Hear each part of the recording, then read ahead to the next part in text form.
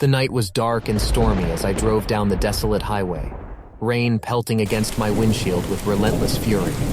I gripped the steering wheel tightly, my knuckles turning white as the wind howled like a pack of hungry wolves.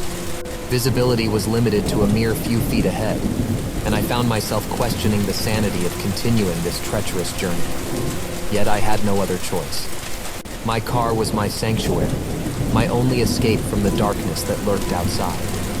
It all started when I received a phone call from my sister, Sarah. She was in desperate need of my help, stuck in a small town miles away from civilization.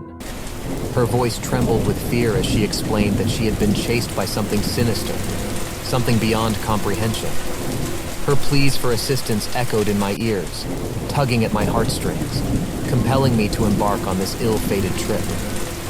As the rain poured relentlessly, I noticed something peculiar up ahead. A road sign that had been weathered by time and neglect. Its once bold letters were barely visible, but I managed to decipher the words. "Welcome to Whispering Hollows." An eerie sensation crawled up my spine, a warning from the depths of my intuition. But I pushed forward, determined to reach Sarah, oblivious to the horrors that awaited me in that forsaken place. The highway soon gave way to a narrow, winding road that snaked through a dense forest. Shadows danced menacingly under the dim glow of my headlights, teasing me with glimpses of what lay concealed within. Branches clawed at my car, the sound of their scratching echoing like skeletal fingers on a chalkboard. Unease settled in my chest, tightening with every passing mile.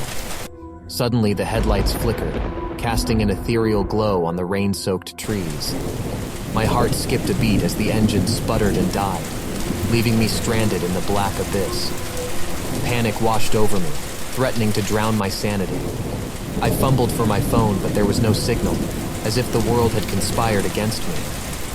Leaving the safety of the car, I ventured out into the downpour, seeking refuge or any sign of civilization. The forest whispered secrets, a symphony of chilling murmurs that taunted my senses. Each step I took was met with resistance, as if the earth itself begged me to turn back. But I couldn't abandon my sister. Not now. The path ahead twisted and turned, a labyrinth of darkness and despair. My heart pounded in my chest, an ominous drumbeat, driving me forward.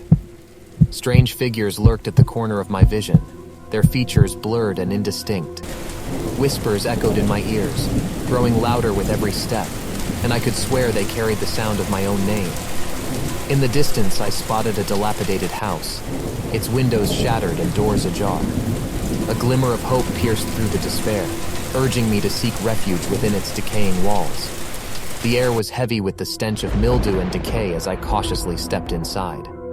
The interior was frozen in time, relics of a forgotten era strewn across the floor. The silence was suffocating, broken only by the sound of my own ragged breath. As I searched the house for any signs of life, I stumbled upon a decrepit cellar door. A chilling draft seeped through the cracks, beckoning me downward into the unknown depths. I hesitated, torn between curiosity and an overwhelming sense of dread. Against my better judgment, I descended into the blackness, my fingers trailing along the cold, damp walls.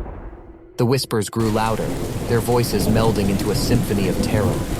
Shadows danced and twisted, forming grotesque shapes that slithered through the darkness. Dread gripped my soul, threatening to consume me whole. And then I saw her, my sister Sarah, her eyes vacant, her voice lost to the void. A blood-curdling scream tore through the air, ripping through the fabric of reality. It was mine, a desperate plea for escape, for salvation. But there was no escape from this nightmare, no respite from the horrors that plagued me. The walls closed in, darkness enveloping my very being, until there was nothing left but the endless void.